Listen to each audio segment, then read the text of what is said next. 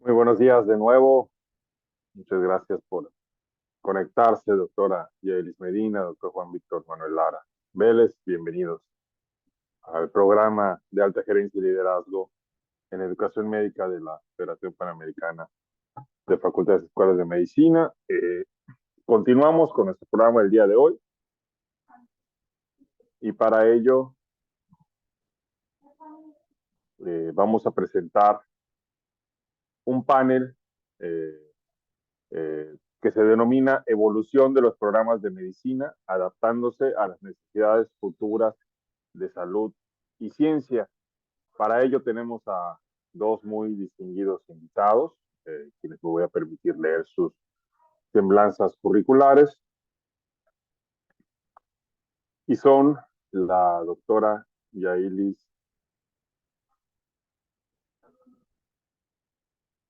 Medina, quien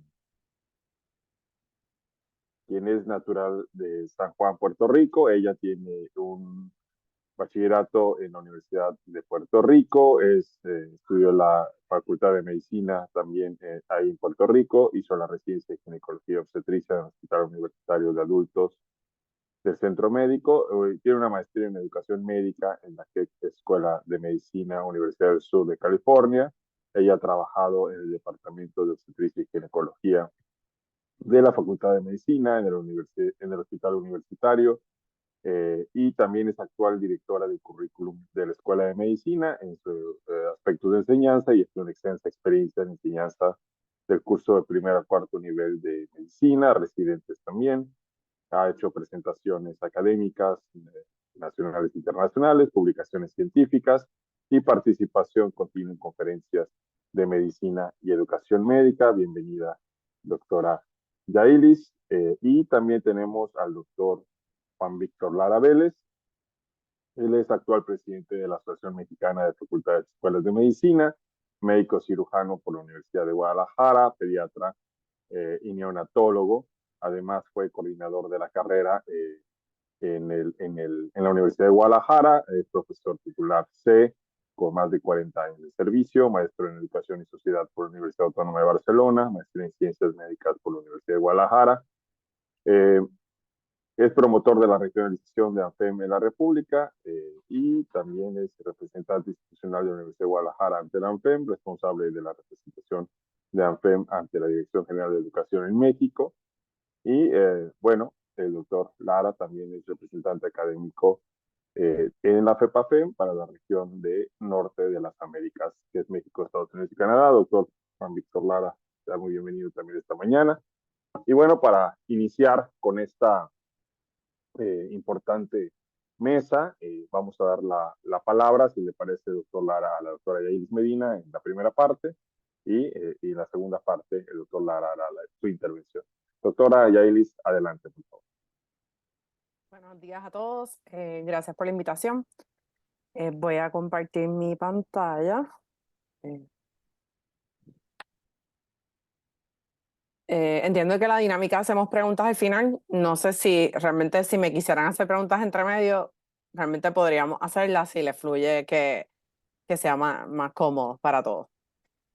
Pues vamos a hablar un poquito de lo que son la evolución de la escuela, de los programas de medicina y cómo nos vamos a ir adaptando a lo que es la educación médica para mejorar lo que es el aspecto de, ¿verdad?, proveer salud y lo que es medicina translacional. Perdónenme que esto no quiere correr. Vamos para acá ahora. Así que voy a resumir un poco lo que es la evolución de la enseñanza en Estados Unidos, las tendencias nuevas y qué retos podríamos tener con respecto a esta enseñanza. En términos de la evolución, esto sigue dando problemas, aquí están. Las escuelas de medicina en los Estados Unidos comenzaron sus currículos más concretos en 1910 con el reporte del profesor Flexner, quien fue la persona que se contrató para evaluar la escuela y nos dio una perspectiva de cómo deberían correr los currículos en términos de haber una estandarización entre las escuelas, en términos de contenido, estructura, cómo se hacía la evaluación y el ofrecimiento. También cuáles eran los prerequisitos que deberían tener las personas cuando entraran a las escuelas de medicina. Esto produjo mucha polémica en términos de otras limitaciones que pudo tener, tanto que escuelas que cayeron, poblaciones que ya no podrían participar, como por ejemplo las mujeres. Así que dentro de lo que ha sido el progreso después de ese reporte, tenemos muchos cambios, pero el primero que ocurrió fue el que promovió el doctor Osler, quien fue quien trajo lo que era la parte clínica a la educación médica, que cuando Flexner hizo su reporte era bien basado en la parte biológica. Sin embargo, esa primera parte de la educación médica en el siglo XX fue bien dirigida a lo que era una academia bien autoritaria, lo cual quiere decir que nosotros no teníamos, ¿verdad? Los aprendices, no teníamos ningún tipo de influjo en lo que se preparaba, cómo se preparaban los currículos que se iba a ofrecer. Los tiempos en los anfiteatros o las sesiones de conferencia eran bien extensas. Había muy poca integración entre lo que era la parte básica y la parte clínica de la educación. Y los estudiantes estaban dirigidos a cumplir objetivos y no realmente competencias. Así que cuando vemos en el siglo XIX, en el siglo XX, más o menos para los 90, comenzamos a ver las tendencias que iban más dirigidas a lo que era el aprendizaje basado en el estudiante. Y va basado en el estudiante porque sabemos que los adultos aprendemos de una forma muy diferente y nosotros queremos saber por qué todo lo que estamos aprendiendo lo estamos aprendiendo. Así que de las primeras cosas que se recomendaba no solamente es saber cuáles son las metas de nuestros estudiantes, sino también vamos a empezar con la integración, añadir el porqué y darle motivación en el proceso de ese aprendizaje. Entonces, eso nos trajo más colaboración de lo que es la parte básica, de las ciencias básicas, a las partes clínicas, de ambos lados, ¿verdad? De una forma recíproca. Empezar esa exposición o ese incorporar al paciente desde el día uno en el entrenamiento y también ayudaba en el proceso de pensamiento crítico porque ya puedo ver la aplicabilidad y cómo yo quiero utilizar el conocimiento que adquiero hoy en el futuro mío como médico. Adicional a eso, vino la simulación y la simulación es muy importante para las generaciones al momento porque desde ya los 70, ¿verdad? Empezaron lo que eran los videojuegos y de ahí pues ustedes saben que se ha fortalecido altamente lo que es esa práctica para llegar al éxito en el momento del aprendizaje de nuestros estudiantes. Así que las generaciones más corrientes están bien acostumbrados a poder hacer algo muchas veces antes de sentirse cómodos con que son buenos y sentir que eso es de bajo riesgo. Así que la simulación nos trajo la oportunidad no solamente de proteger al paciente, que es otro aspecto que ha ido cambiando a través de la medicina, de cuán importante es, ¿verdad?, la seguridad del paciente y que nosotros le proveamos al paciente el mejor cuidado, además de estar en un área donde estamos educando, sino que también el estudiante se siente menos estresado por el momento en el que está aprendiendo. Y lo otro que ha ido cambiando y como evaluamos entonces a los médicos al momento de, ¿verdad?, de su graduación, durante esos 4 años de entrenamiento, es a base de competencia. Ya no es si este objetivo lo cumplimos, es todos estos objetivos que incluyen esta competencia la estamos cumpliendo. Así que vamos a saber lo que es su destreza, su profesionalismo, su habilidad de comunicarse, su conocimiento, su habilidad de autoevaluarse y mejorar y de trabajar en el sistema en diferentes momentos de su entrenamiento, desde los primeros años hasta los últimos, utilizando objetivos de diferentes niveles, de acuerdo a lo que, ¿verdad?, sea pertinente para esa competencia, pero al mismo tiempo también entender que si estamos hablando de una competencia, no necesariamente todos nuestros estudiantes van a poder cumplir esas competencias en un punto en particular cronológico, sino que todos tienen que tener la habilidad de cumplirlo por etapas y permitirles entonces ir adaptándose porque unos van más rápido y unos van más lento. En la educación médica en Estados Unidos, lo hemos visto, esta última fase se ve mucho mejor en lo que es residencia y medicina graduada, no tanto en las escuelas de medicina, aunque se ha ido incorporando en ciertos aspectos más en el área clínica todavía. Y en términos de tendencia hacia el futuro, pues en la literatura hay 5 áreas que me pareció que son las más importantes, que ya las estamos viendo y las tenemos que ir incorporando.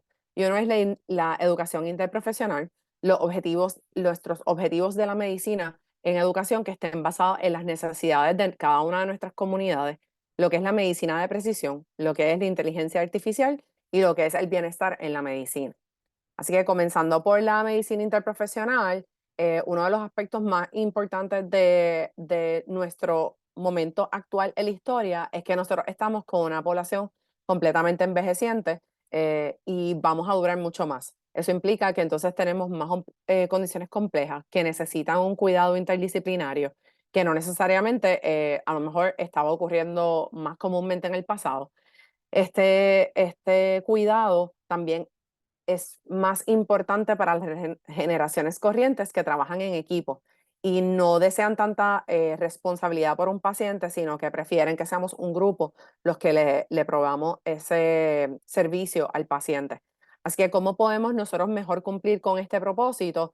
Eh, en términos curriculares, pues siempre tenemos que ayudar a que haya una actividad activa para mejorar ese conocimiento, así que grupos pequeños, grupos grandes, discusiones, ¿verdad?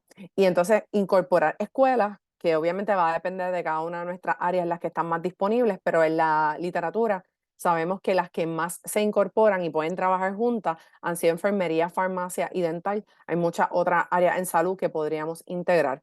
Lo más retante de este aspecto es el aspecto curricular primero, porque todos tenemos programas diferentes, nuestros estudiantes están en diferentes niveles y poder buscar puntos medios donde todos nos podamos encontrar y tener esa interacción es un aspecto importante y bastante retante en esa negociación. Lo otro es el aspecto económico y la parte gerencial, que creo que afecta en todos los puntos, ¿verdad?, hacia el futuro. Si las personas que deciden o toman decisiones ¿verdad?, que toman decisiones en nuestras escuelas no nos apoyan, pues muchos cambios no los podemos ver, pero el aspecto económico es importante porque van a ser recursos que tenemos que compartir o tal vez áreas que tendríamos que desarrollar para poder verlo y lograr que esa integración de lo que es una educación interprofesional no se vean como aspectos aislados en el aprendizaje, sino que lo podamos ver con integración horizontal y vertical de ese currículo. Por otra área, pues los objetivos basados en nuestras comunidades. Todos tenemos áreas ¿verdad?, específicas que atacan nuestras comunidades, ¿verdad? En Puerto Rico pues, podemos hablar del dengue y nuestro trabajo es servir al pueblo, así que aunque no sea un aspecto educativo que se enseñe en todas las escuelas de Estados Unidos, pues definitivamente en nuestra escuela y en las otras que tenemos en la isla, es muy importante tener objetivos dirigidos a áreas que pueden ser epidemias dentro de donde nosotros vivimos, ¿verdad? Conocer un poco y poder interaccionar mejor con los departamentos de salud pública para conocer qué es lo que se necesita, cuáles son ¿verdad?, las áreas más eh, importantes en desarrollo hacia nuestras comunidades es importante. Nosotros conocer cómo manejarnos en una epidemia y en una pandemia que obviamente creo que todos descubrimos en el 2020 que no estábamos preparados y que necesitamos herramientas para poder preparar a nuestros estudiantes a ese momento y conocer los líderes de la comunidad porque el aspecto psicosocial del paciente afecta mucho, cómo nosotros los podemos ayudar. Así que traerlo y saber cuáles son las necesidades o los retos que van a confrontar nuestros estudiantes al momento de manejar los pacientes es muy importante. Los retos que nosotros tenemos involucran siempre a la gerencia, creo que eso, ¿verdad?, es repetitivo, pero sí poder parear también nuestras metas, ¿verdad? Nosotros tenemos que entrenar al estudiante para nuestra comunidad, pero también tenemos que saber cuáles son las metas del estudiante y hacia dónde, ¿verdad?, nosotros sacamos esos estudiantes para poder asegurarnos de que llevamos un balance en lo que le estamos enseñando.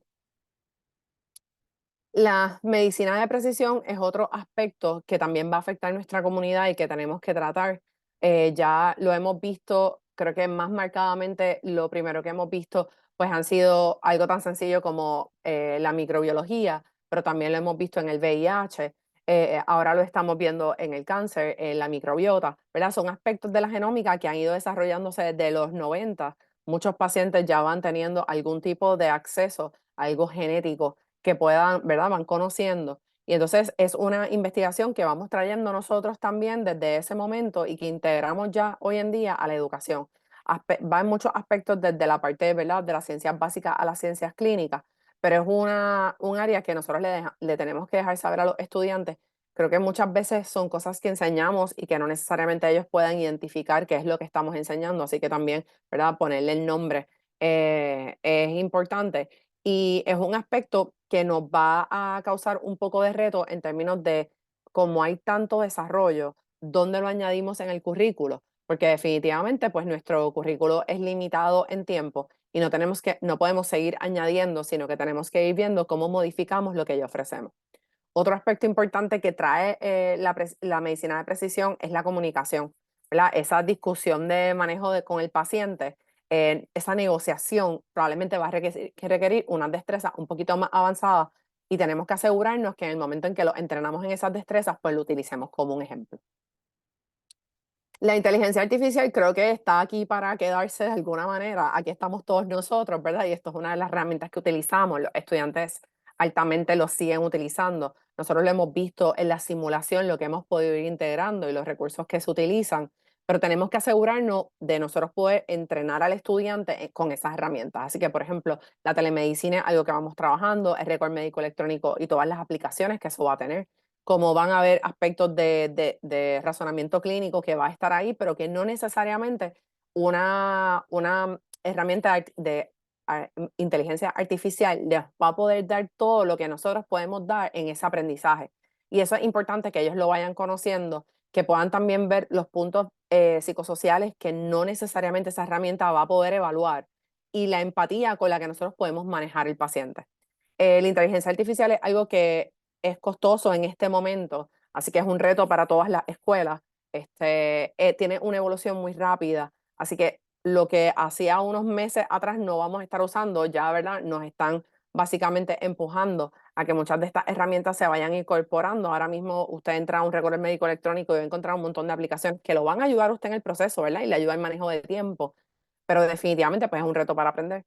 Y buscar cómo entrenar a la facultad para que estén dispuestos a utilizarla, la puedan entender y que lo podamos hacer en una rapidez suficiente para que podamos utilizarlo y no quedarnos atrás en el momento del aprendizaje. Esta imagen me gustó porque creo que marca un poquito todo lo que hemos hablado en términos de la genética, de la parte biosocial, de lo que, ¿verdad?, puede impactar el manejo de pacientes y cómo la inteligencia artificial nos está afectando, apoyando, nos puede estar, ¿verdad?, causando tal vez a lo mejor un dolor de cabeza en este proceso. Así que es algo que todos nos tenemos que seguir entrenando más ampliamente. Y finalmente la quemazón, lo que ¿verdad?, es el burnout. La escuela, el colegio de la Asociación Médica de Colegios de Medicina tiene todo un currículo dirigido a esto y creo que es muy también pertinente a las generaciones actuales que no están dirigidas a trabajar para siempre, que quieren tener horas de descanso, que quieren saber quién es su familia, que quieren asegurarse de que su parte económica, ¿verdad? Hemos escuchado mucho sobre los costos de la escuela de medicina, ¿verdad? Y el impacto que eso tiene después. También lo hemos visto ¿verdad? En pandemia, vimos mucha quemazón y cómo eso afectó la salud de los médicos. Así que sí, tenemos que estar conscientes de que este punto afecta nuestra relación con los estudiantes, afecta la comunicación, afecta los ambientes de aprendizaje y el modelaje que le podemos ofrecer. Así que tener puntos curriculares que nos puedan ayudar tanto en poder modelar lo que es el bienestar, nosotros poder utilizar herramientas que les disminuyan a ellos el tiempo de estudio de tal manera que puedan ser más efectivos y no se sientan tan quemados, de nosotros tener algún tipo de herramienta para también la facultad, ¿verdad? No sentirse tan pesada en lo que es la parte de evaluación. Esas evaluaciones ayudarnos a que sean más formativas que sumativas, porque entonces tienden a ser de menos ansiedad y menos preocupación y más para mi autoaprendizaje y mi crecimiento. Entonces me estimula a seguir buscando. Y también tener momentos en que podamos no solamente descansar, pero sino también interacciones de estudiantes y facultad que sea un poco más relajada hacia esas partes de apoyo, que van a ir también atadas a lo que es la mentoría y la consejería personal. Entonces, en resumen, creo que estoy justo ahí. Eh, la medicina ha cambiado mucho. Estamos dirigidos a los estudiantes. Nosotros tenemos que buscar formas en que podamos incorporar la tecnología para ayudarnos a todos, tanto a la facultad como a los estudiantes. De esa manera, entonces, poder ir incorporando los demás temas que tenemos alrededor de nosotros, que es ¿verdad? En este momento lo que es la medicina interprofesional, las necesidades de nuestra comunidad, lo que es la medicina de precisión y entonces llevarnos un poquito más a lo que vamos a poder proveerle servicios completos a nuestros población y que nuestros estudiantes cuando salgan pues se sientan preparados completamente para trabajar en el medio ambiente en que los estamos enviando. Y estas son mis referencias y pues cualquier pregunta, duda que pueda contestar, aquí estamos. Muchísimas gracias, doctora Medina. Vamos a dar paso al doctor Lara y posteriormente abriremos un espacio para todas las preguntas y podamos Okay. conversar sobre este importante tema. Muchísimas gracias, doctora. Adelante, doctor Lara. Muy buenos días, felicidades, mi doctora Yelis, extraordinaria disertación. Y me implica, no sé, Ramón, si podrían estar pasando las transparencias. Yo las mandé precisamente para ello y quisiera empezar con que el reto, obviamente, como bien dice la doctora, es amplio en lo que se refiere al aspecto de dinamismo. Yo no quisiera detenerme mucho en lo que se refiere a la historia de la medicina, porque bueno, estaríamos hablando de que la historia de la medicina, yo creo que es una de las ciencias más amplias que hemos tenido en cuanto a su desarrollo, porque al final de cuentas, algo que es fundamental es el hecho de que la medicina inicia prácticamente con la humanidad. Y si vemos a los árabes, a los chinos, y empezaríamos a hablar de toda la historia que se refiere a la medicina. ¿Voy a poderlas pasar o me las pasas una siguiente? Entonces, a mí me da mucho gusto establecer que esta diferencia precisamente entre lo que es la historia de la medicina y la medicina actual, como lo dice mi primera diapositiva, pues obviamente plantea precisamente la evolución tan amplia que ha tenido desde el inicio de la medicina. Pero una pregunta que creo que para todos los que se encuentran en el curso, creo que es, ¿qué queremos hacer? ¿Cuál es el futuro de la educación médica? Y obviamente, ¿qué queremos hacer? ¿Diseñar el mañana, el cambiar el hoy o plantear qué es lo que puede ser? La siguiente, por favor. Una de las cosas que es importante es reconocer que en la situación actual, la transformación radical de la sociedad a la que nos estamos enfrentando en este siglo, a esa polarización extrema que también observamos, amenazas de paz y derechos humanos, agudización demográfica y todo lo que ustedes están leyendo ahí, que inclusive está el abismo digital entre lo que es una y otra población, esa dificultad para el acceso a la inteligencia artificial y obviamente los otros puntos que quiero dejar como una idea solo de la problemática a la cual nos vamos a enfrentar como líderes en educación médica. La siguiente, por favor. Una de las cosas que son importantes, la evolución de la sociedad es muy clara y nos encontramos entre 2020 y 2060 en una sociedad de la educación, en donde la humanidad tiene que entrar en un proceso completamente importante y profundo de qué es lo que va a pasar con el mundo y obviamente qué es lo que va a pasar con la salud, porque la evolución precisamente de los seres humanos tiene que enfrentar precisamente ese desarrollo. La siguiente, por favor. Yo diría que una de las cosas que tenemos en cuanto al análisis de la evolución de la educación médica en América Latina estaría obviamente como la doctora inició, exactamente a partir del informe Flexner, que habría obviamente y entraría en un efecto, un enfoque eminentemente biologicista.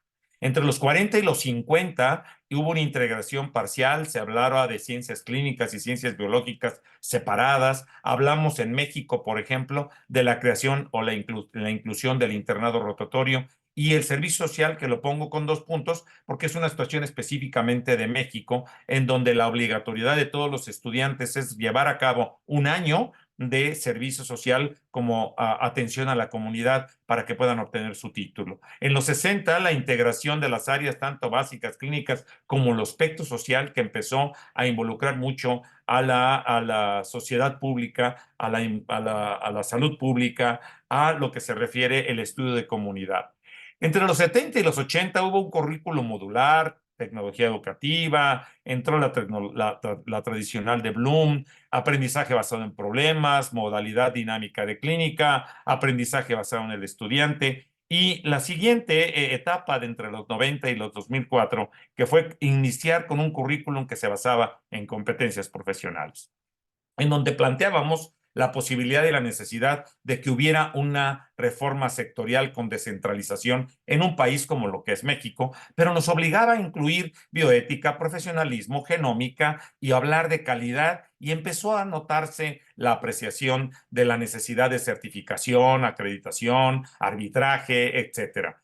¿Y por qué no? En el 2014 al 2020, como bien lo dice y lo mencionaba la doctora, una de las tendencias más importantes a nivel mundial es que sea un programa dirigido en atención primaria de salud, como es lo que publica precisamente en la última publicación de la OPS, en donde habla precisamente de esos currículos dinámicos que la doctora mencionaba y que yo quiero definir como que es una obligación de nosotros el transitar en ese sentido hacia un currículum dinámico para que se mueva de una manera más acelerada en razón a los cambios. La simulación, que obviamente será un factor muy importante, y también, ¿por qué no? Nos vamos a enfrentar que la masificación de la educación médica nos lleva a un complejo problema del desarrollo de campos clínicos, dado que los hospitales y las áreas clínicas no crecen igual que la misma demanda para ello. Las diferencias epidemiográficas que vamos a observar y obviamente enfrentándonos al desarrollo de la alfabetización, y así quisiera llamarlo, de las tecnologías del aprendizaje con nuestros docentes. Y obviamente, por otro lado, las lecciones aprendidas que la pandemia nos han dejado. Las que sigue, por favor. Una de las cosas que son importantes de caracterizar el aprendizaje en cada una de las etapas históricas de la educación médica es que obviamente hablamos de la primera mitad del siglo XX, de la década de los 70, el aprendizaje basado en problemas, porque precisamente lo que mencionábamos de Flexner, el aprendizaje basado en la ciencia y obviamente aprendizaje basado en competencias en los 80 y, ¿por qué no?, el inicio del siglo XXI con un aprendizaje basado en perspectivas, como bien hacía referencia la doctora. Y obviamente ustedes observan ahí, lo que más me interesa aquí manejar es el rol de docente, de que en la época, obviamente, del inicio del siglo era un catedrático, después se convirtió en un tutor facilitador cuando hablamos del aprendizaje basado en problemas, y luego después en el aprendizaje basado en competencias, en algún evaluador. Pero ahora, en la perspectiva que tenemos, el desarrollo del profesorado docente tiene que tener una particularidad de ser un mentor, un guía, un personaje que pueda precisamente llevar de la mano al estudiante a los aspectos de retos que van a tenerse enfrente de ello. La que sigue, por favor. Es muy importante considerar que el estudiante tiene que tener una actitud un poquito más amplia de desarrollo en cuanto haya emprendurismo, en cuanto haya un pensamiento crítico, en cuanto exista una actitud mucho más reflexiva y mucho más dinámica. El acceso a la información es mucho mayor de lo que podríamos hacer. Yo como profesor de tantos años, porque ya tengo muchos años de profesor, una de las cosas que llego y les digo a mis alumnos es, yo no soy biblioteca, pero les puedo asegurar que si hay algún concepto o algún término que podamos tener en someter a discusión en razón a que no lo domine yo en ese momento, al siguiente día nos comprometemos y el profesor tendrá que tener ese tipo de actitud de continuidad. La que sigue, por favor. Esto lo que ustedes vieron aquí es que ya está en sistema y podríamos hacérselos llegar, es las competencias del médico general mexicano que en un momento publicamos en 2008. ¿Cuál es la problemática de México? Esta es una visión de qué tenemos que hacer para poder manejar la perspectiva de un currículum dinámico en los chicos. Una transición demográfica que para nosotros en México es un completamente reto cuando hablamos del 2000 al 2050, en donde el decremento de la población de 0 a 15 años será muy importante y por lo tanto yo soy pediatra, ya me estaría preocupando porque se nos va a acabar el trabajo pediátrico, pero sin embargo la expectativa de la población de más de 65 años tiene un crecimiento verdaderamente impactante en lo que se refiere para considerar, como bien lo decía la doctora, obviamente la edad madura a la que nos vamos a enfrentar del envejecimiento de la población. La que sigue. Una de las cosas que es importante también considerar para que podamos nosotros evaluar cuál es la estrategia que tenemos que implementar para un currículum futuro en lo que se refiere a la enseñanza de la medicina, es qué es lo que está pasando en el mundo y la expectativa que en un momento tenemos de mortalidad. Y obviamente esta es una publicación que me parece extraordinariamente interesante para poder observar cómo se incrementa y cómo se disminuyen algunas de ellas. Sin embargo, hay cosas que no estamos acomodando y aquí voy a poner la letra en grande, que es lo de la tuberculosis. La tuberculosis en esta diapositiva dice que va a disminuir y yo estoy preocupado porque en Paraguay está hablándose de una situación grave con tuberculosis y que yo creo que será una de las enfermedades reemergentes que tendríamos que tener precaución para ello y que el estudiante tiene que saber lo que va a tener que aprender de esa enfermedad. La que sigue, por favor. Lo mismo, obviamente, las enfermedades de ello. Entonces, diría yo que el reto de las universidades de este siglo en salud habla de que tiene que tener una capacidad adaptativa a los entornos de la evolución tecnológica. Es decir, tenemos que darnos cuenta que ya ahora ya el estudiante puede de su teléfono redactarnos un ensayo que nos puede mandar en 5 minutos de acuerdo a la inteligencia artificial. La universidad tiene que mantener su responsabilidad y la forjadora de un proceso social. Es decir, tiene que servir. El estudiante que no nace en medicina para servir, no sirve para ser médico. El tránsito de la sociedad de la información y del conocimiento, la innovación de los procesos del aprendizaje que nos van a llevar a una dinámica diferente, bien decía la doctora, les recomiendo un libro que acaba de publicar precisamente España para el docente, en donde la actividad docente programada está hablando de una cantidad enorme. Yo las tengo por ahí guardadas y estoy revisándolas, pero la verdad es impactante la cantidad de accesorios que pueden utilizarse. Educar a los estudiantes con la educación al pronóstico de lo largo de la vida es una responsabilidad. Fortalecer el humanismo, el profesionalismo, preservar la cultura, porque eso es muy importante, que no perdamos nuestra originalidad en nuestro país y en nuestra zona en la cual nos desenvolvemos, y tomarla en consideración, porque bien decía la doctora, en México no es lo mismo pensar en dengue en Chiapas que lo mismo pensar en inteligencia artificial en Monterrey, que son unas ciudades completamente distantes y que en un momento tienen acceso a mayor información que las del sur. La que sigue, por favor.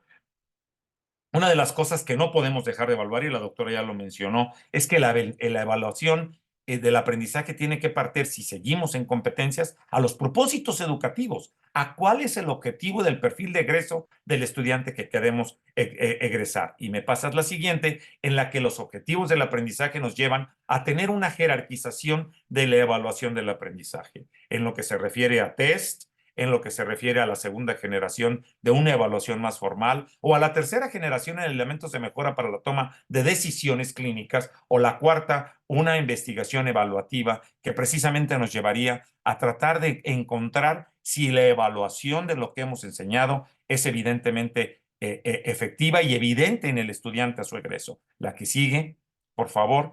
Las expectativas de la educación médica, si ustedes lo observan, en el 2025 la realidad virtual, el aprendizaje remoto, la realidad aumentada, y obviamente me quedo con la preocupación de que yo diría, oye, ¿irán a desaparecer las aulas? Y una de las cosas que me parecen importantes es que en el 26 el objetivo del mundial es que exista un Internet global y que la tecnología se haga con un mayor grado de sensibilidad. En 2030 los cerebros se conectan a la nube, habrá nanorobots, educación tendrá que ser mucho más personalizada y selectiva.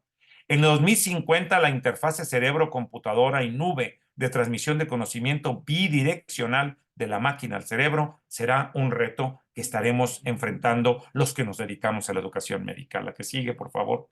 Obviamente que el doctor Harden publicó en alguna ocasión lo que Dense precisamente en 2011 hacía énfasis, y que les quiero comentar que lo que me preocuparía es que mientras que en 1900 al 950 se requerían 50 años para que pudiéramos tener una diferente conceptualización de los aspectos médicos, la genética, la inmunología, la biología molecular, obviamente empezaron a desarrollarse de una manera que ahora entre el 50 y el 80 necesitábamos 7. Pero del 80 al 2010 necesitábamos 3.5, pero en el año en el que estamos, desde 2020 en adelante, estaremos hablando de prácticamente 73 días. Retos importantes para el proceso educativo. La que sigue, por favor.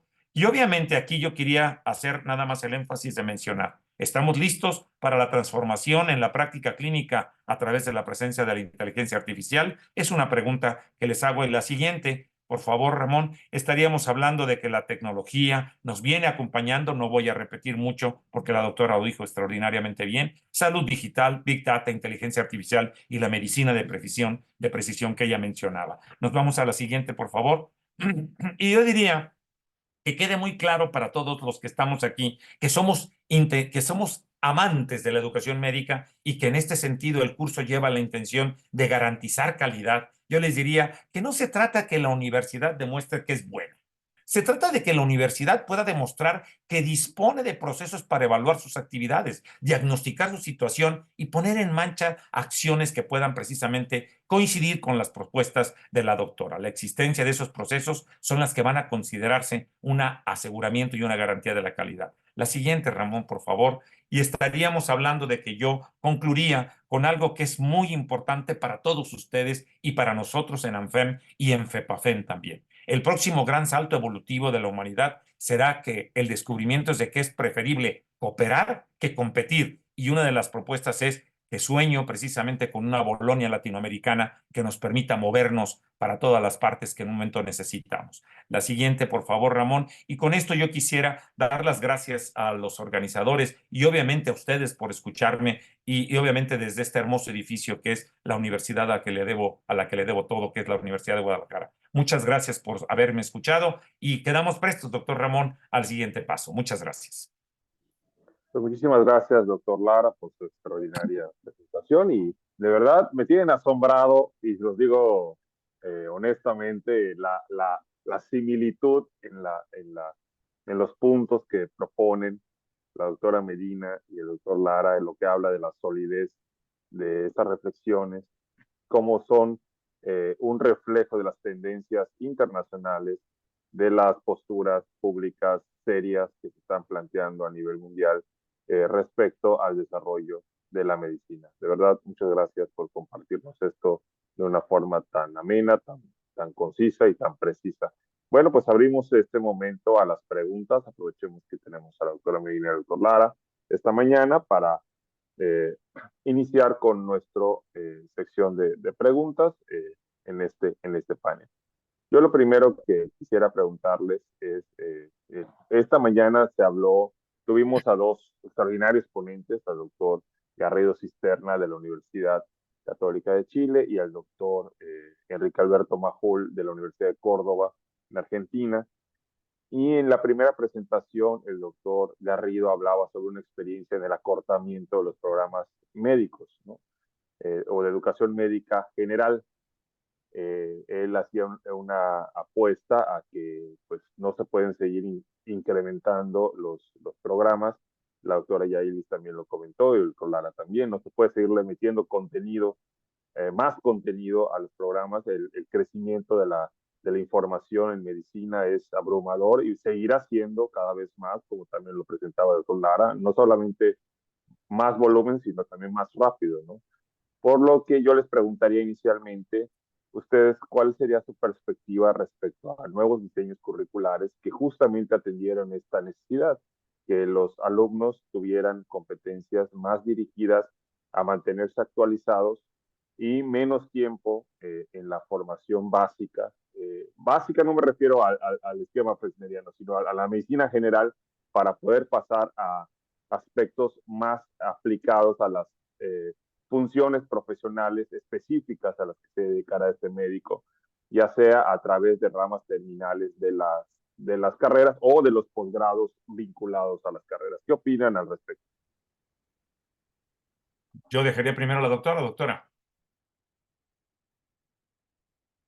Las damas primero, doctora, siempre.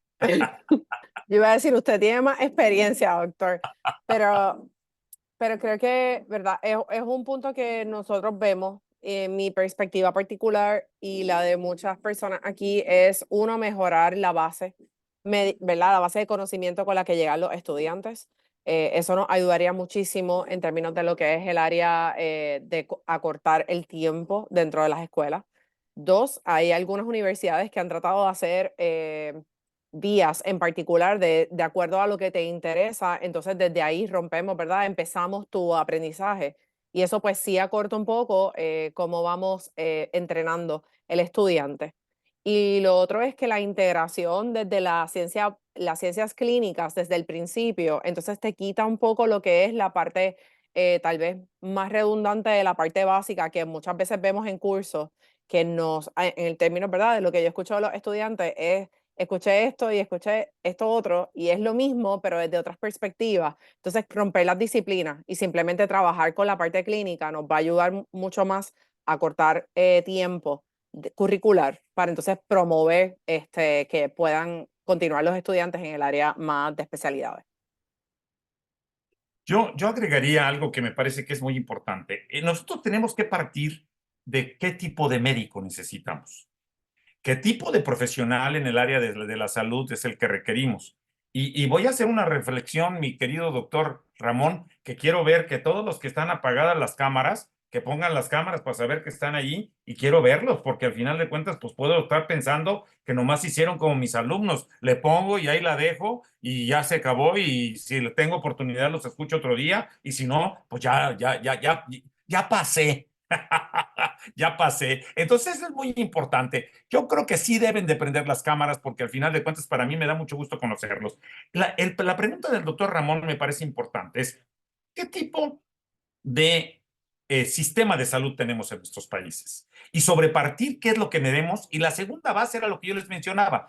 ¿Qué tipo de problemas son los que tenemos? En México, diabetes, hipertensión y esas cosas que vienen siendo impresionantes. La doctora mencionaba el dengue, que va a ser un problema mundial, y déjenme decirles que ANFEM fue invitado a Bélgica para tratar de hablar con expertos sobre dengue, porque ya lo exportamos y ya en los contenedores están yendo los mosquitos para poder hacerles el problema del dengue. Entonces, el currículum de medicina sí tiene un gran reto que es muy probable que tuviera que ser acortado. Pero ¿cuáles son las variables? Las variables eran los que usted menciona y que a mí me parecen muy correctas, doctora. Es el hecho de que tenemos que desarrollar las universidades un modelo de desarrollo profesional continuo. Y el desarrollo profesional continuo nos haría decir, a ver, usted requiere esto como médico futuro. Y usted quiere que el miércoles estamos dando enfermedades tropicales, el viernes estamos dando enfermedades crónico-degenerativas, actualizaciones. Estamos hablando de biología molecular, estamos hablando de genómica, y que se entere usted de qué es lo que quiere y que dependiendo de sus expectativas, el área que usted quiere desarrollar con un pensamiento de emprendurismo, le pueda dar la oportunidad de ser efectivo para la población a la cual servirá. Si es eso, y lo voy a dejar pendiente para todos los que están escuchándonos, sí es muy probable. En Europa ya se está iniciando el proceso de disminuir los años de medicina. Esperemos que así sea y sería algo impresionante. Adelante con las preguntas, mis queridos colaboradores, compañeros, porque no les voy a llamar alumnos, ¿eh? Voy a hacer que son mis compañeros. Líderes, todos son líderes aquí en este importante programa. Y ahí ya hay preguntas en el, en el chat.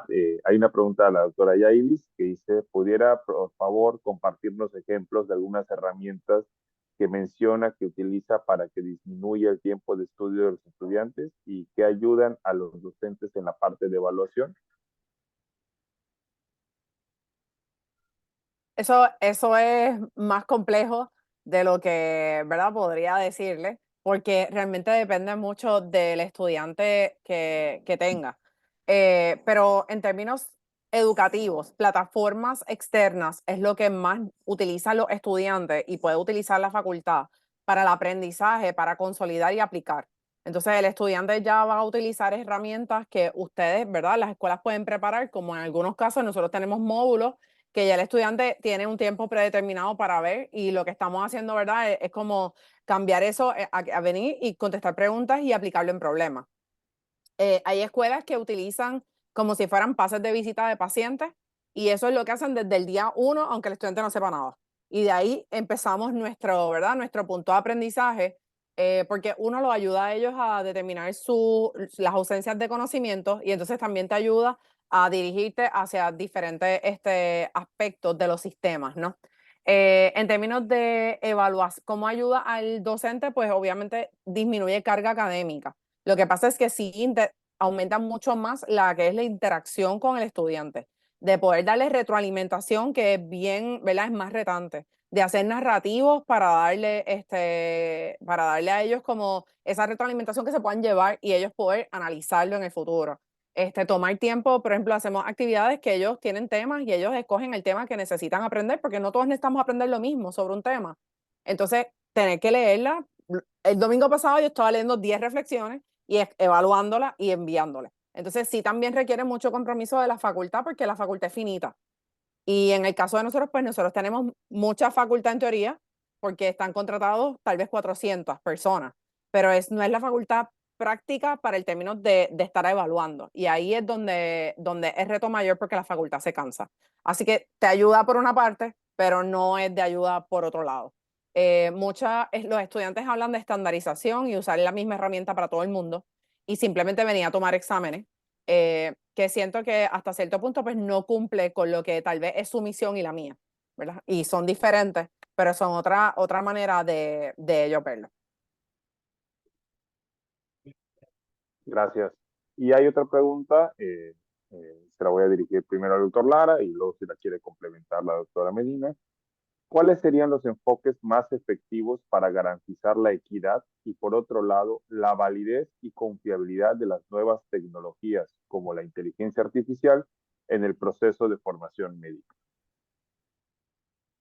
Bueno, precisamente estamos iniciando en esto con lo de la inteligencia artificial, a pesar de que Elon Musk dice que en el 2026 prácticamente la inteligencia artificial va a superar la inteligencia humana, al menos eso fue lo que dijo. Quiere decir que todavía ahorita seguimos siendo superiores a la inteligencia artificial. La equidad en ello va a ser un problema de orden económico, la doctora lo dijo. El problema es que el acceso a la información tiene que ser a través de eso. Yo les diría que tenemos estudiantes en Oaxaca, en México, que la verdad de las cosas es que con primero que tengan internet y seguro que tengan una computadora para poder tener el acceso. Lo tenemos en las facultades y hemos sido, ya ha sido indicadores de acreditación y de calidad. Sin embargo, yo creo que el acceso a la tecnología, uno de sus principales problemas va a ser el económico. Y la otra, pues, por regiones. Afortunadamente México está cerca de los Estados Unidos y yo les diría que están ahorita caminando así como con a ver quién gana entre Estados Unidos, Corea y China. China es el país que más está publicando artículos sobre inteligencia artificial. Y es porque quiere precisamente ser el dominante de este punto. Y si ustedes observan y se meten un poquito a los avances que tiene la tecnología china y la coreana, la verdad es que ustedes dirán, oye, pues ¿cuándo vamos a llegar los países latinoamericanos ahí? Tendríamos un poquito de pendiente. Aquí el problema, más que otra cosa, yo lo dije, es alfabetización de la inteligencia artificial para poder lograr una equidad. Es decir, que sepan perfectamente para qué sirve y puedan aprovecharla como se debe en lo que se refiere a los términos de su necesidad. Y vuelvo a repartir, la equidad se va a plantear precisamente con desarrollar módulos de educación médica o de desarrollo profesional continuo para que accedan a lo que ellos quieren acceder. Ese será un hermosísimo dato de libertad y equidad. ¿Es cuanto? Creo que ¿Desea agregar algo, doctora Medina? otro punto de equidad, porque el doctor lo trae de acuerdo a nosotros accesarlo, pero también me parece que es importante que los estudiantes entiendan que la plataforma está hecha de una forma que viene con un algoritmo predispuesto y ese algoritmo predispuesto puede traer mucha diferencia en la población que nosotros estamos viendo. Y como mismo habló el doctor, ¿verdad? No es lo mismo lo que va a pasar en China, que a lo mejor lo que va a pasar en México, que a lo mejor lo que va a pasar en Puerto Rico. Mi población también es diferente, usted lo habló, ¿verdad? Hay áreas en nuestros países que no son iguales las poblaciones. Entonces, el estudiante tiene que saber que aunque estás buscando una información, no es simplemente un dado para todo el mundo y que al igual que para ellos, el aprendizaje es individualizado, para el paciente también. Y que lo que trae detrás de eso es el pensamiento crítico y cómo podemos aplicarlo. Y creo que cuando usted dijo si las aulas desaparecen, yo espero que no, porque yo creo que nosotros le llevamos tanto, ¿verdad? Pues puede ser que el aula sea estas pantallas, ¿no? Pero le llevamos tanto de lo que es nuestro razonamiento, de lo que tú ves en un paciente complejo, que no es para nada lo que ellos aprenden de un libro. Y que no necesariamente, pues, los pacientes podemos tener la misma especialidad y no vamos a ver los mismos pacientes en las mismas presentaciones. Entonces creo que eso también es importante llevarlo a ellos para que entiendan cómo utilizar la plataforma. Y Sí, una cuando yo última decía, pregunta. perdón, Ramón, pero cuando yo Adelante. decía el aula que desaparece, doctora, desaparece en lo físico de que nos preocupemos en las escuelas de decir, necesito 300 aulas. No, no, no. Podría ser inclusive que a lo mejor lo hagamos como en alguna parte en Estados Unidos, en donde la clase de pediatría yo se la dé a 300 alumnos. ¿Pero con qué? ¿Con qué finalidad? La masificación me obliga a tener que hacerlo y decirles, la autorresponsabilidad del aprendizaje está aquí.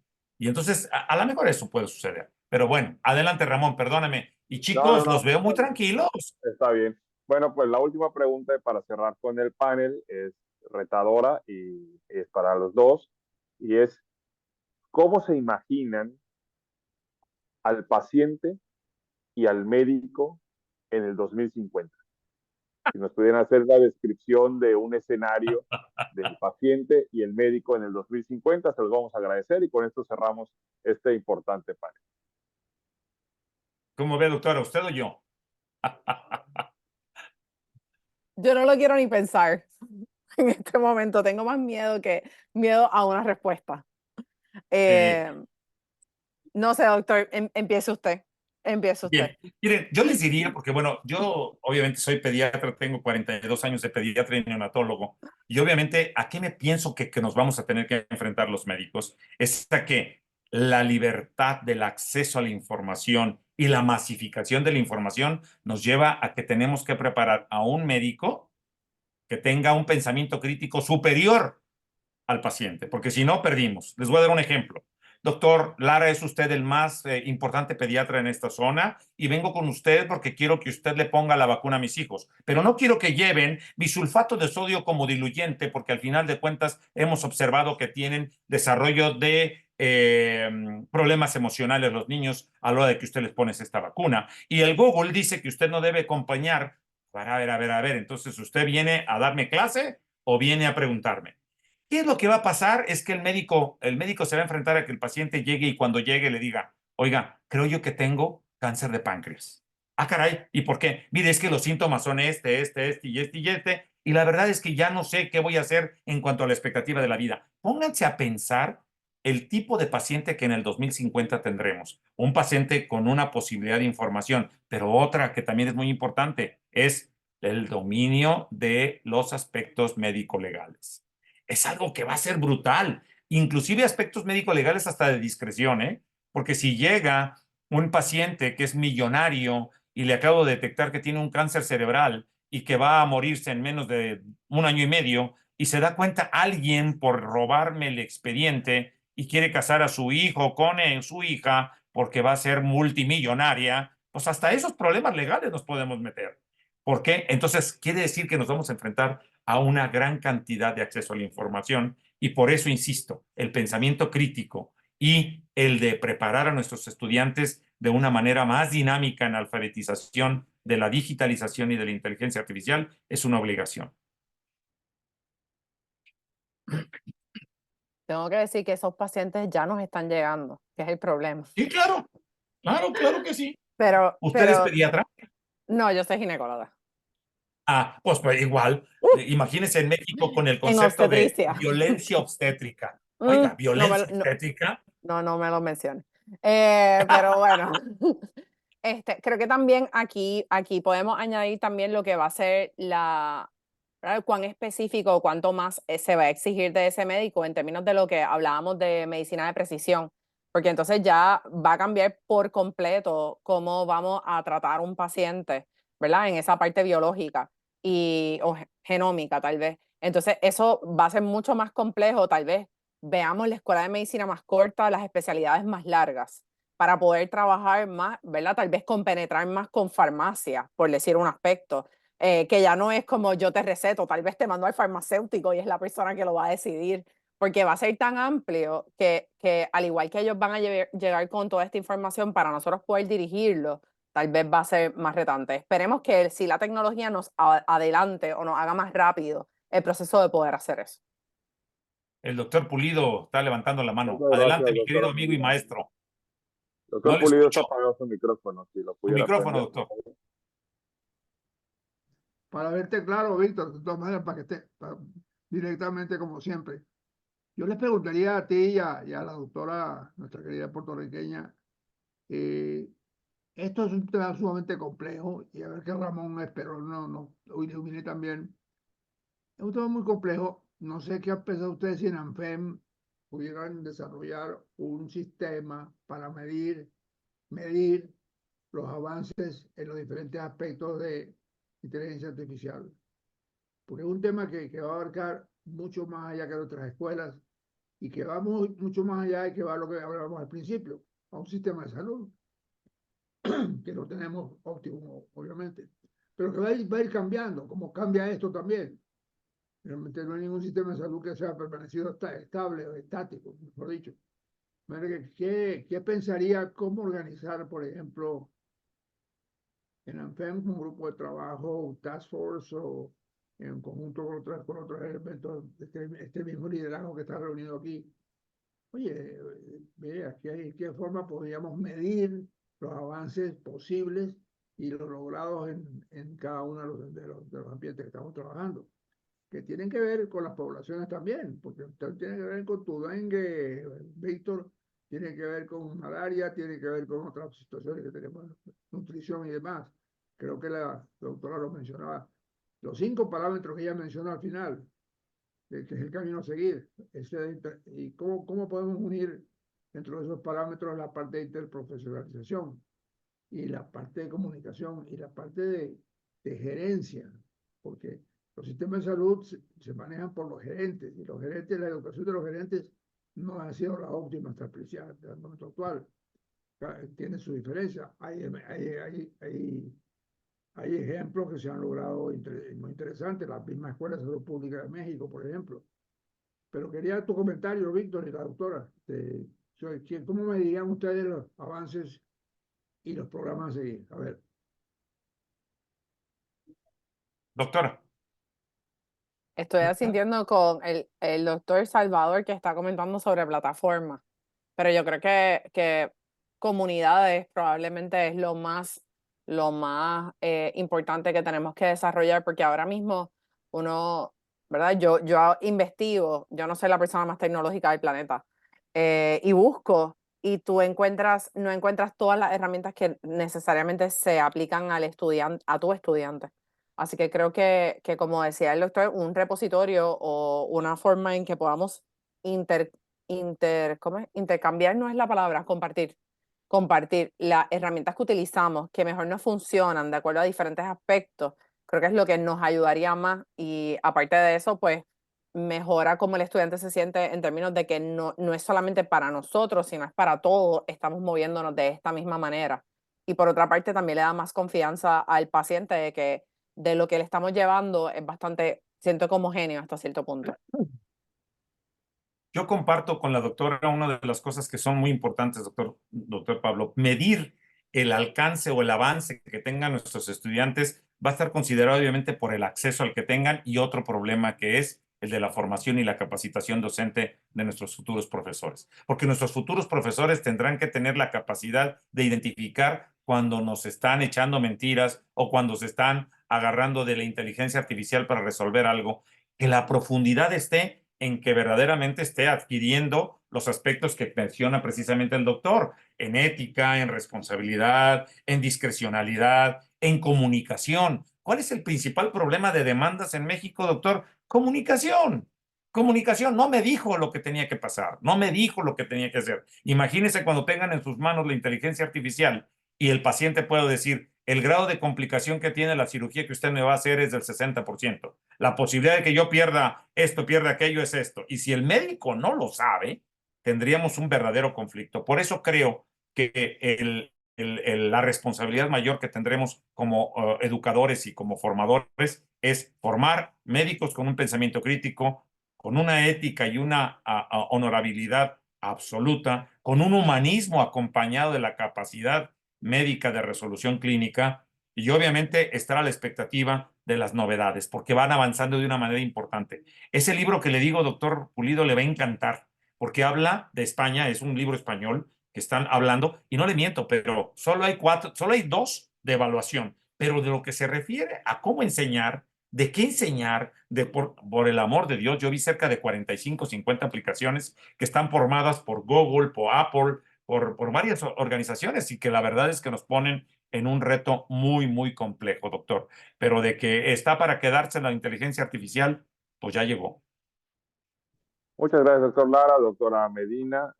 Muy agradecidos por su participación en este panel y también por su generosidad de haberse quedado 15 minutos más de lo previsto y no queremos interrumpir más sus actividades de esta mañana. De verdad, muy agradecidos con ambos por su participación en este programa de alta gerencia Ramón, un comentario, y se lo digo para todos los jóvenes compañeros nuestros que están aquí.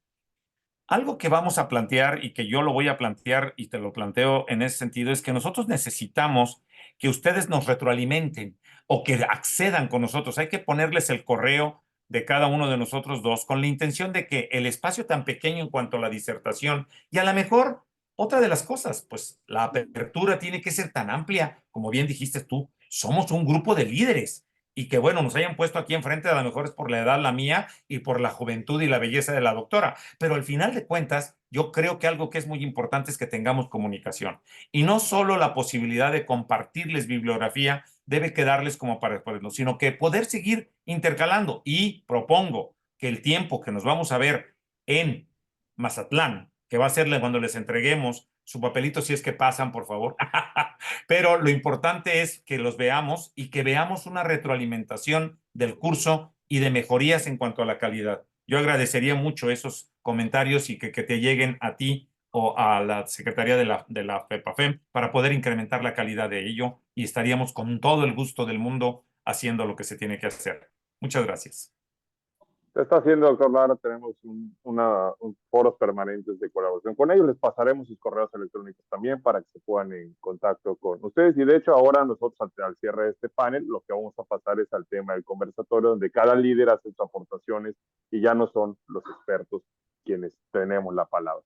Entonces, muchas gracias de nueva cuenta por su participación. Si desean quedarse, pueden hacerlo y escuchar las participaciones de los líderes, pero ahora sí serán ellos los que van a estar tomando la palabra, porque ese es el espacio que les damos para que puedan interactuar y compartir las experiencias, dado que todos son de alto perfil y en cada una de sus escuelas y países pues, están teniendo también aportaciones.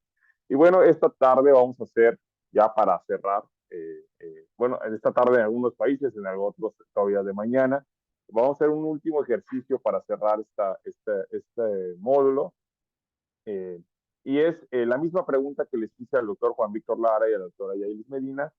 Quisiera que cada uno de los líderes presentes nos dijeran cómo están viendo al médico y al paciente en el 2050. Creo que esto es importante, es cómodo hablar desde la perspectiva de lo que sucede hoy, pero es muy difícil imaginar lo que va a pasar en unos años. Recordemos que la inteligencia artificial y muchas otras tecnologías que están por venir estarán modificando importantemente las relaciones humanas, por supuesto la práctica médica, y tenemos que empezar a imaginar cómo serán estas nuevas interacciones para empezar a repensar en los modelos curriculares y los programas de estudios del futuro. Como decía el doctor Majul, cualquier plan de estudios que se esté empezando a trabajar el día de hoy será un médico que egresará, estará ejerciendo en el 2040 sus primeros años. Entonces, hablar ahora del 2050 no es algo tan lejano como creemos o pensamos. Muchas veces decimos, bueno, 2050 probablemente ya no esté yo en la práctica docente, a lo mejor ya no estoy en la universidad, a lo mejor ya no estoy en este mundo, pero ese es el momento en el que necesitamos hacer las aportaciones necesarias para que quienes sí van a estar en este momento puedan tener una participación de impacto en la salud y el bienestar de la humanidad. Entonces, abrimos este foro y voy a ir leyendo los nombres según los voy viendo en la pantalla, una aportación breve, 3 minutos, piensen su respuesta para iniciar. Al que levantó la mano, que es el doctor Jorge García, le daré la primera palabra y luego iré, bueno, como les vaya levantando entonces, ya teníamos a un segundo. Adelante, Jorge, 3 minutos. Gracias, Ramón. Doctor Víctor, qué gusto saludarlo. Bueno, pues, vamos a ver ese médico del 2050. Yo parto de esto que acabas de mencionar, Ramón, ya no vamos a estar. Creo que sí vamos a estar y creo que es uno de los retos que tiene que tener el médico actual, la medicina de longevidad, la medicina a lo largo de la vida, porque cada vez debemos vivir más años, cada vez vamos a enfrentar nuevos retos en el tema de longevidad y sin duda alguna el médico tiene que adaptarse a esos retos. Claro, esto lo vamos a insertar en un currículum que ya de por sí está bastante robusto y entonces es donde entro al concepto de cómo vamos a llevar a integrar las nuevas tecnologías y la inteligencia artificial que sea tan natural como hablar de anatomía, fisiología, y entonces voy a tener mi materia de inteligencia artificial en salud y luego competencias clínicas con tecnologías y demás. Al final creo que este médico del 2050, platicando todo lo que hemos visto hoy, tiene que ser un médico completamente integrado a tecnologías, integrado a palabras como sostenibilidad. Creo que es una palabra que no hemos discutido en las sesiones previas y que sin duda alguna tiene que estar en los currículums porque los recursos en todos sentidos son finitos y creo que 2050 va a ser todavía más finito que el día de hoy. Creo que también es muy importante, si bien hemos hablado el día de hoy de estrategias innovadoras curriculares, de la necesidad del dinamismo curricular, tecnologías e inteligencia, pues creo que también tenemos que diseñar los mecanismos de educación continua y evaluación continua para los profesionales de salud de aquí a 2050, porque pues suena muy padre egresar a un chico ahorita de 22, 23 años con todas estas competencias, y mi pregunta es cómo garantizo que va a seguir haciendo lo mismo en el 2050, porque no tengo un mecanismo certificador, un mecanismo evaluador de ese profesional de la salud, ni mucho menos de asegurar que ese ejercicio profesional futuro se va a mantener con estrategias profesionales o de educación continua al mismo nivel, ¿no? Hablo de revolucionar también un poquito esta estrategia de certificación, un consejo que verdaderamente reconozca competencias digitales, habilidades clínicas integradas a tecnologías, y no nada más un examen en papel para decirme que sí estoy apto para el ejercicio profesional después de que salí hace 20 años de la escuela de medicina. Entonces, creo que esto es algo que debe de volverse transversal a las disciplinas. Por ahí uno de los colegas hablaba en la mañana temas de integrar esto también al sistema de salud. Por supuesto, creo que esas son charlas incluso más complejas a otros niveles, pero que eventualmente tendrán que suceder. Para eso es la fuerza de asociaciones nacionales o panamericanas como estas, que reflexionen y ayuden también en las políticas de educación y salud, pues a integrar estos conceptos. Entonces, ¿cómo veo yo al médico del 2050? Pues es ese médico integrado a tecnología, humanista, competente tecnológicamente, pero también humanamente en el sentido de la comunicación a sus pacientes, ávido de conocimiento, pero también con todas las herramientas para manejar ese nuevo conocimiento, porque si ahorita estamos sobresaturados en nuevo conocimiento, en artículos que se publican cada minuto, pues seguramente ese médico profesional de 2050 va a tener artículos nuevos cada segundo y tiene que tener la capacidad de discriminar adecuadamente esa información y poder interpretarla para una buena práctica. Entonces, bueno, parto de esas ideas iniciales de cómo lo veo yo, y repito algo que había dicho hace un par de sesiones. No sé si en 1950 que alguien planeó mi currículum está contento con lo que ve en mí el día de hoy como médico del futuro, ¿no? De aquel 1950. Gracias, Pablo. Gracias, doctores. Gracias, Jorge. Damos la palabra al doctor José Luis Jovin. ¿Qué tal? Saludos aquí desde Guayaquil, Ecuador. Muy interesantes todas las charlas, incluso he aprendido términos nuevos, ¿no? Doctor Majul hablaba de la frontalización, y es muy interesante ese término que definitivamente él lo está acuñando y que viene muy de la mano con el hecho de que, lo han dicho muchos de los docentes que han conversado el día de hoy, la inteligencia artificial ha venido para quedarse, ¿no? No podemos seguir combatiendo a eso. Y entonces hay algunas preguntas interesantes, ¿no? Debemos seguir confiando entonces en la memoria, cuando antes, por lo menos cuando nosotros estudiábamos, decíamos que para ser médico lo primero que había que tener es muy buena memoria. Y aún, más aún con lo que todos ustedes están diciendo, el hecho de que la cantidad de data nueva es tan impresionante que el médico debería estar dedicado solo a leer la data nueva y ni aún así pudiera estar actualizado. Es decir, que estos recursos tecnológicos deben de incorporarse cada vez más a la práctica médica, lo cual pudiera lograr que bajemos esas tasas que mencionaba también el doctor Majul, que la medicina acepta como normales y que otras industrias finalmente no lo aceptan, ¿no? 0% de equivocación, decía él, en la industria automotriz, ni se diga en la industria aeronáutica, donde es totalmente inadmisible que un avión se caiga, y más bien es un cisne negro cuando eso sucede, o en la industria de los viajes espaciales.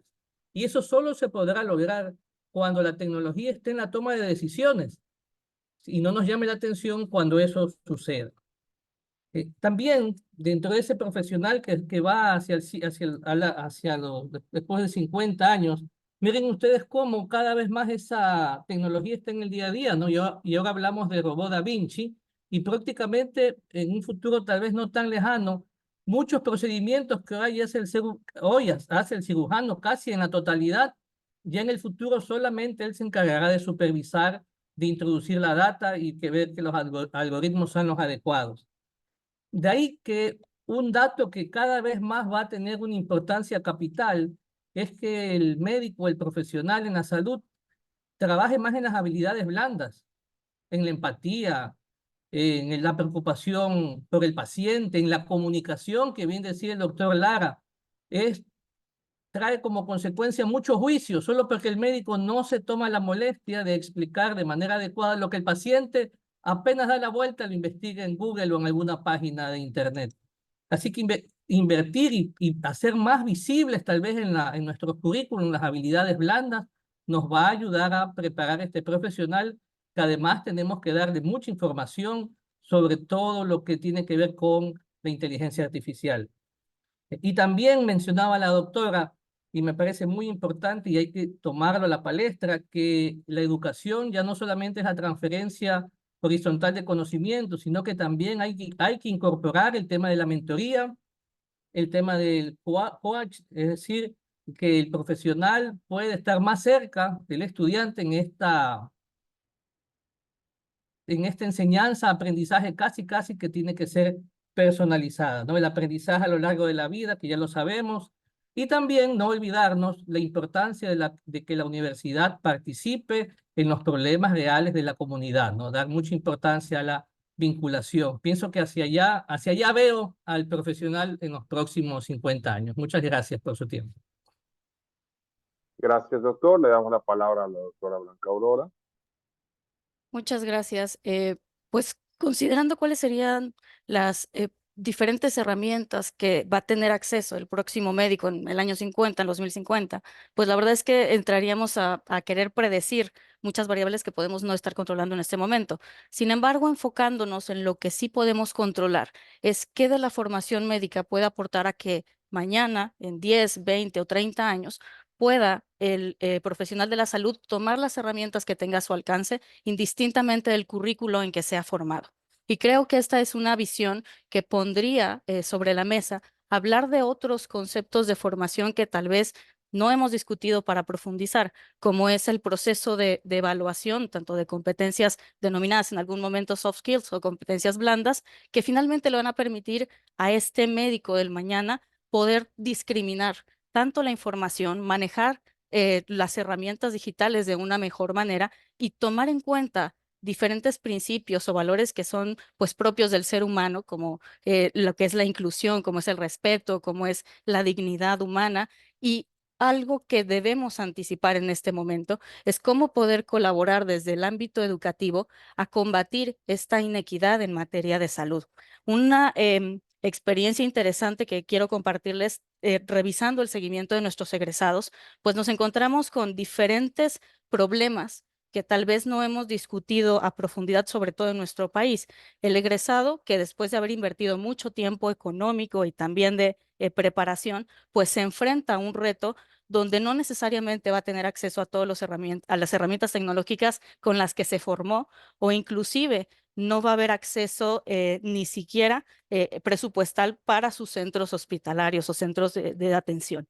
Y esto pues va a implicar que desarrolle otras habilidades para poder cubrir la demanda en años que son obligatorios en su formación de pregrado. Pero el siguiente paso es todavía más complicado, porque la mayor parte del médico ya formado tiende a congregarse en grandes urbes. Y este es el punto donde no necesariamente es la mayor demanda de atención en salud.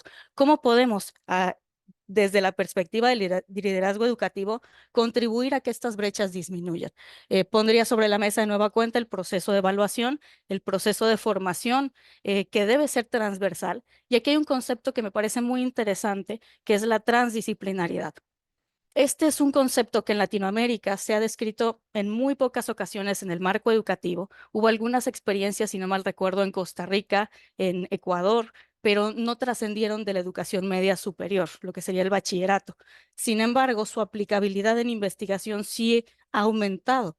Pero regresando al marco que nos atañe, la educación, probablemente conceptos un poquito disruptivos como la transdisciplinariedad inserta en el currículo pueda ser una estrategia donde de manera homologada podamos contribuir a desarrollar competencias que trascienden solamente al marco del conocimiento, que van a la esencia del ser, porque finalmente el médico es un ser que se integra en una sociedad y contribuye no solamente en la atención en salud, también es un consejero para las formaciones, por ejemplo, de familias de escasos recursos, orienta respecto a el avance académico, porque tenemos experiencias de egresados donde se han insertado en sus pueblos de origen, sobre todo en el norte de México, en Sonora, en Baja California, en Mérida y en Veracruz, y ellos son los únicos prestadores de servicio en lugares serranos, desérticos, y se convierten en ese punto de contacto y de educación,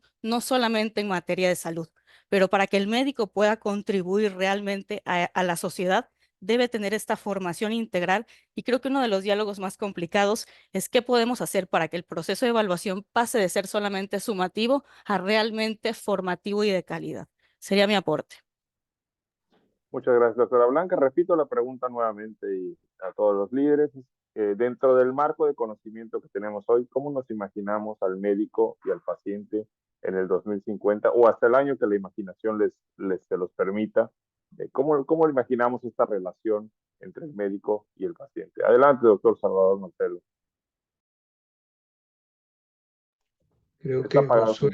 Creo que el doctor Josué había levantado primero que yo. Ah, sí, perdón, no lo había visto. Adelante, doctor. No, sin problema, puedo, si quieren gusto después del doctor Salvador, no se preocupen. Bueno, como he hablado poco, hablo un poquito. Realmente no dejo de agradecer a la organización del evento porque cada sábado, no voy a decir que es mejor que el otro, pero es tan intenso o intensivo como el otro, lo deja uno con esas neuronas a millón. Hoy las charlas, tanto las charlas al principio como sobre todo la mesa redonda, han sido esclarecedoras de muchos aspectos porque veo que tenemos los problemas comunes, ¿no? Y coloqué algo en el chat, o sea, lo iba a dejar solo en el chat, pero lo voy a comentar. Y es que tanto el doctor Lara Vélez como la doctora Medina González, dijeron cosas muy importantes con relación a lo que es de alguna manera, yo diría, dentro de los estudiantes de medicina, no me refiero a democratización como tal, porque sabemos que hay brechas digitales muy amplias, muy grandes en los diferentes tipos de población y los diferentes países que tenemos, pero sí dentro de los estudiantes de medicina cada día ves como más están casi que poseídos por la tecnología, ¿no? De hecho, nosotros mismos favorecemos que si tenerle el up-to-date, que si tenerle aplicaciones como Prognosis o este tipo de aplicaciones que les permite un poco ejercitar de manera autónoma lo que es el razonamiento clínico, que en mi caso particular sigue siendo una gran preocupación, porque yo soy de los médicos viejos o de los viejos médicos, no sé cómo lo quieran tomar, pero sí nosotros de alguna manera progresivamente dentro de esta forma de enseñanza que vimos, que era como este aprendizaje en espiral que comenta Brunner, nosotros íbamos como reforzando cada vez los mismos conocimientos y podíamos llegar a establecer el razonamiento clínico. Ahora, pareciera que son pozos o silos estancos donde tengo anatomía, tengo fisiología, tengo fisiopatología, tengo toda la tecnología para aprender con ellas y de ellas, pero no logro integrar el conocimiento. Dentro del comentario que hice el comentario de que tecnología muchas veces, como ya lo comentaron los ponentes de hoy, los alumnos están 10 años o más con mayor experticia y avance que nosotros los profesores. Es decir, que tienen muchas veces, ellos creen que tienen todas las de ganar en relación a eso con nosotros. Sin embargo, veo que se comentó, y lo han comentado también algunos de los compañeros del curso, la parte humanista, la parte de ese ser humano que es médico, de ese ser humano que es paciente. Nosotros educamos centrado en el estudiante con la visión de futuro de que atienda adecuadamente a nuestros pacientes.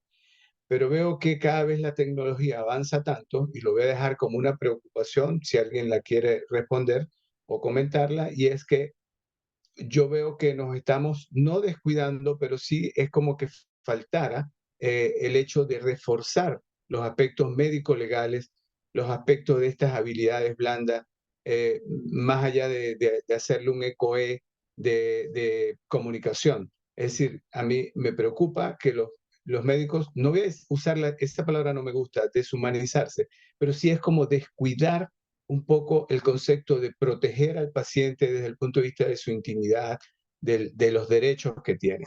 Entonces, sí, yo estoy, aparte de que soy pro tecnología, o sea, me gusta, a pesar de mi edad, a mí me fascina todos estos avances tecnológicos, pero creo que de alguna manera tenemos que tener en mente reforzar tanto las habilidades blandas como sobre todo la responsabilidad nuestra como docentes y de ellos como alumnos y futuros médicos de respetar los derechos del paciente, de considerar al paciente un sujeto que, por cierto, espero que así sea, que quizás menos del año 2050 vamos a tener pacientes más empoderados, más proactivos, porque ellos también van a tener acceso a esta inteligencia artificial y a estas aplicaciones. Así que ellos van a buscar de nosotros lo que ya averiguaron y eso ya nos está pasando.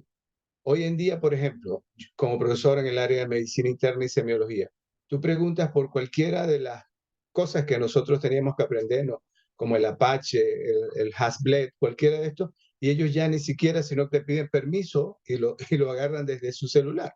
Entonces, hay cambios importantes, pero creo que tenemos que enfatizar en el humanismo y en los derechos del paciente. Esa era mi intervención. Muchas gracias. Muchas gracias, doctor Salvador Marcelo. Adelante, José López. Pérez López, perdón. Hola. Bien que ahorita recordando un libro que estaba estudiando en la especialidad, me llamó mucho la atención el primer comentario que decía el libro. No importa quién es el que más sabe, sino quién encuentra la respuesta más rápido.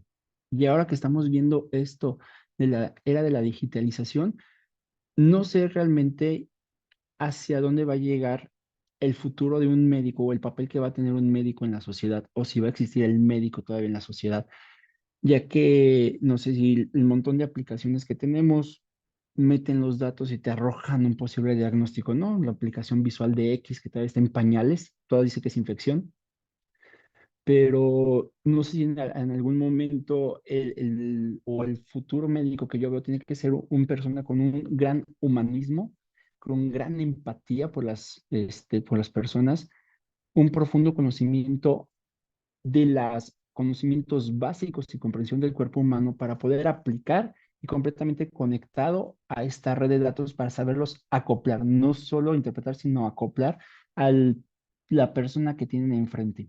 No sé si qué tantos en un futuro estas variables que hacen diferentes a una persona de otra las puedan tomar las bases de datos y dar un diagnóstico, ahí es donde va a entrar el papel de la persona, ¿no? O de nuestro médico. Entonces, es lo que yo pienso. No sé bien realmente, pero creo que es un papel muy complicado. Compito con el doctor Salvador, también soy amante de la clínica y de lo clínico. Y los pacientes, si ya hoy en día te dicen, oiga, ya le pregunté a ChatGPT lo que tengo. ¿Sí es? Entonces, el saber discernir y comprender y utilizar al máximo estas aplicaciones va a ser lo importante. O no sé si en un futuro ya no haya carreras de medicina y simplemente quiero ser médico y descargas la aplicación y directamente de la nube al cerebro, no lo sé. A lo mejor estoy yéndome todavía más futurista, pero lo que sí es que está muy complicado el papel de uno, con toda esta información. Gracias, doctor. Le damos la palabra a la doctora Elizabeth Peralta. Adelante, doctora. Muchas gracias. Buenas tardes ya. Pues yo estoy escuchando cómo tenemos puntos parecidos y yo solamente voy a comentar algunas cosas. Yo veo un paciente muy exigente a 2050 que sabe usar la tecnología, adquiere muchísimo conocimiento, pero que a veces va a llegar confundido porque encuentra tanta información, tantas cosas que no va a saber cómo utilizarla, cómo aplicarla a su caso particular. Entonces, él va a ir al médico justamente a buscar que lo ayude a entender esa información. Por eso siento que el médico no va a desaparecer de ninguna forma, nunca pensamos eso, pero así es que lo veo. Entonces veo un médico diestro en uso de tecnología, de inteligencia artificial, que aprende con genómica, con medicina personalizada, pero ahí yo lo que veo es que va a tener que hacer un esfuerzo mayor para la humanización del servicio que brinda, porque es importante y sabemos que tenemos que promover eso y todo el mundo lo sabe, pero yo siento que a veces, mientras más se usa tecnología, más se va como alejando. Lo vi en un ejemplo, en el primer congreso de simulación que hicieron en ANFEN hace mucho tiempo que yo fui, eso fue ya hace mucho. Yo vi que cuando utilizaban un simulador de alta fidelidad, los mismos que éramos nosotros mismos, a veces trabajaban con el paciente como sabiendo que estaban con un equipo de simulación. O sea, hubo que hacer un poco híbrido. Recuerdo que él tuvo que decir, ay, hacer los ruiditos, porque realmente si dejan a uno solamente con tecnología, como que en la mente de la persona, uno se va sintiendo que realmente uno está con tecnología. Entonces, va a haber que hacer ese esfuerzo por mantener la humanización, porque cada día las personas somos más exigentes, más cuidadosas, nos sentimos más aludidos por cosas, nos sentimos maltratados por cosas, hasta por preguntas. Esa es la parte que yo veo que va a retar más al médico del 2050. Aprovecho y comento cuando dijo el doctor Lara si la inteligencia artificial era mejor que la de nuestra, pero yo siento que por ahora no va a serlo, porque la parte de pensamiento crítico, la empatía, la creatividad, la personalización del aprendizaje y personalización del servicio que se le da al médico, eso todavía por todo este tiempo, la inteligencia artificial no lo puede hacer, especialmente porque somos nosotros los que alimentamos la inteligencia artificial para que haga las respuestas que hace. Así que no creo que ella vaya a ser mejor que nosotros todavía. Puede procesar más rápido, puede manejar de memoria más cosas, puede hacer cosas, pero aún así seguimos siendo nosotros muy valiosos. Así que gracias por la oportunidad. Gracias, doctor. Adelante, doctor Quiroz.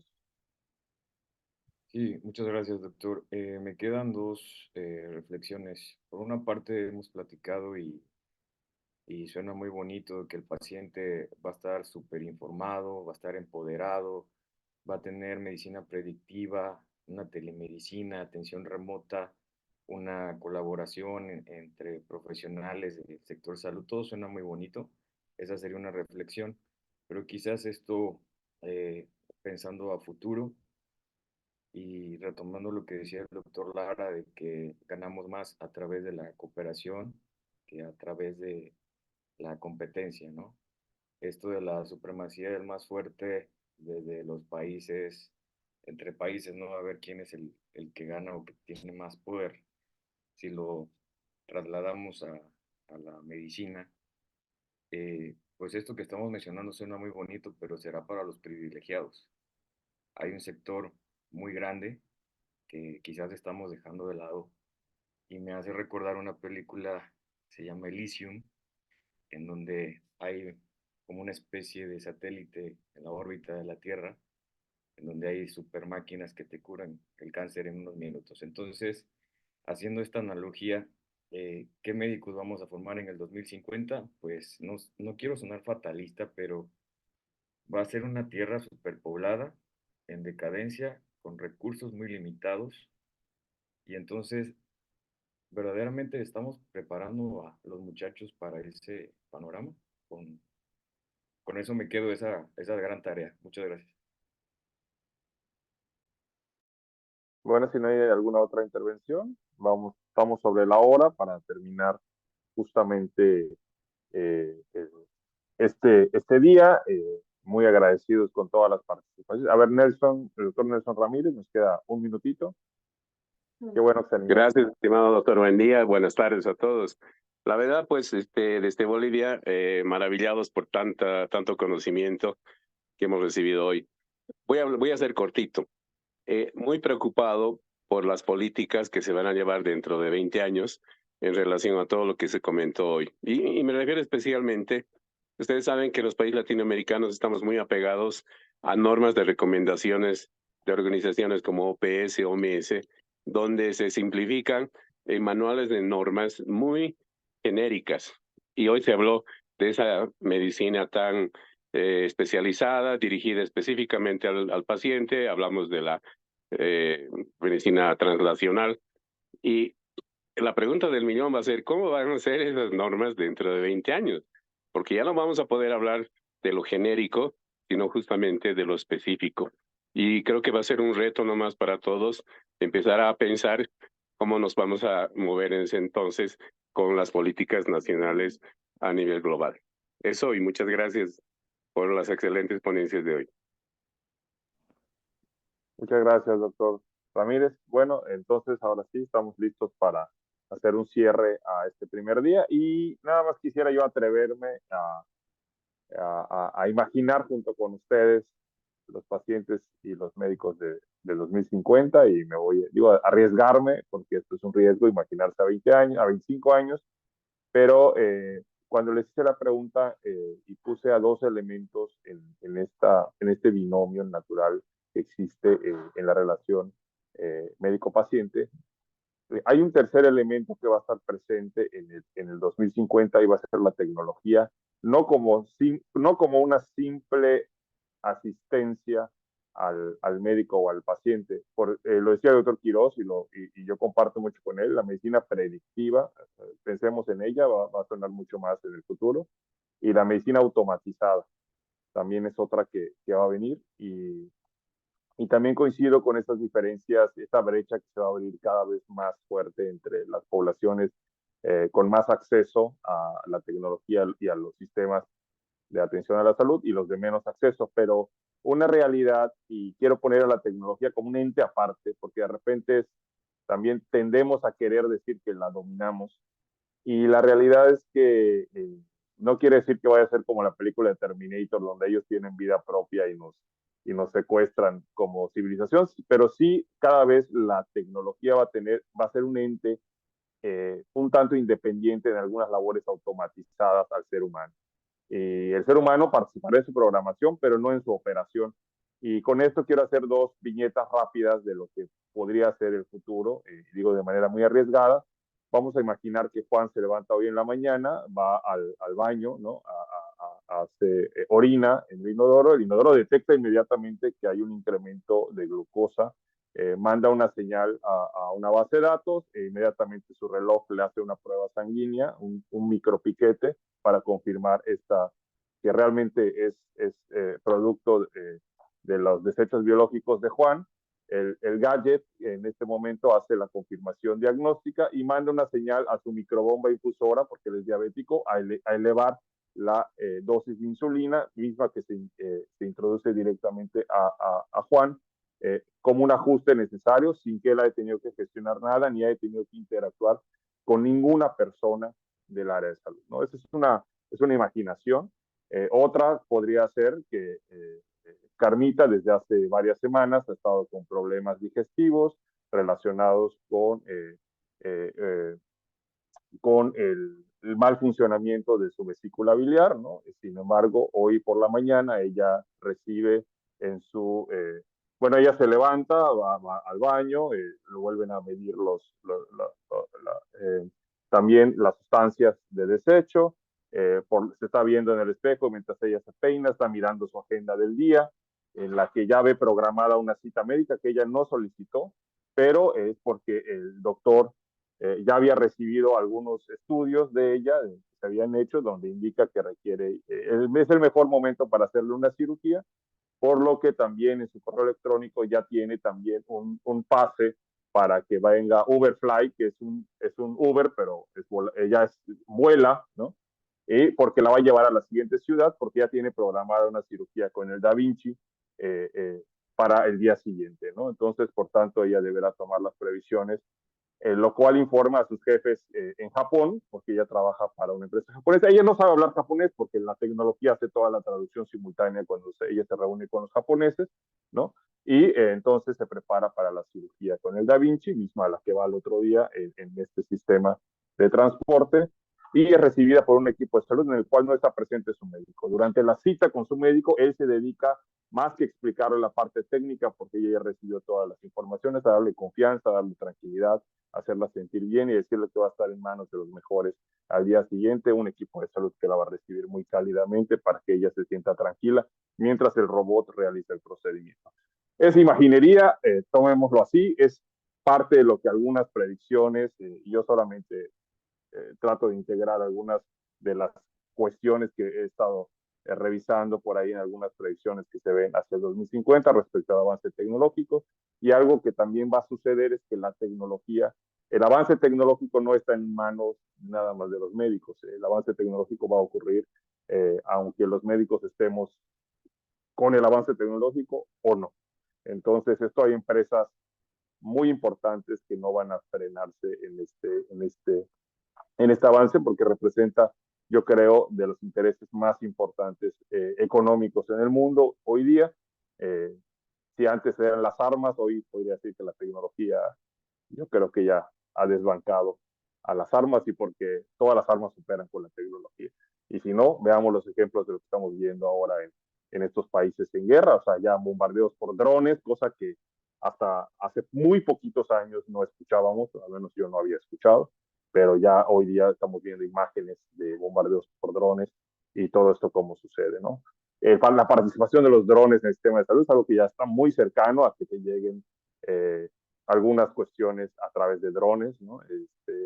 Ya se hacen en algunos países hoy, ya sistemas de resucitación cardiopulmonar que te pueden mandar por un dron en una ciudad y tú puedes operar o alguien cercano puede operar para ayudar a un paciente, ¿no? En paro, por ejemplo, ¿no? Entonces, pues estas son algunas cosas, las quería yo poner en el ambiente porque creo que si no las ponemos en el ambiente es difícil tratar de hacer este ejercicio. Yo me despido, muchas gracias a todas y a todos y la próxima semana serán recibidos por nuestro excelente amigo Mauricio Soto en el módulo 4 de la unidad 2. Les recuerdo, no dejen sus tareas atrás, pónganse al tiempo, pónganse al día, perdón, pónganse al día y estaremos esperándolos la próxima semana. Muchísimas gracias, doctor Lara, doctor Pulido, que siempre nos acompaña, a todos mis compañeros de la coordinación académica, el doctor Pedro Mendoza, a Mauricio Soto, a María Rieta, a Shirley y a nuestro compañero Pastor, que nos apoyan con toda la parte técnica. Hasta pronto. Hasta pronto, gracias. Hasta luego.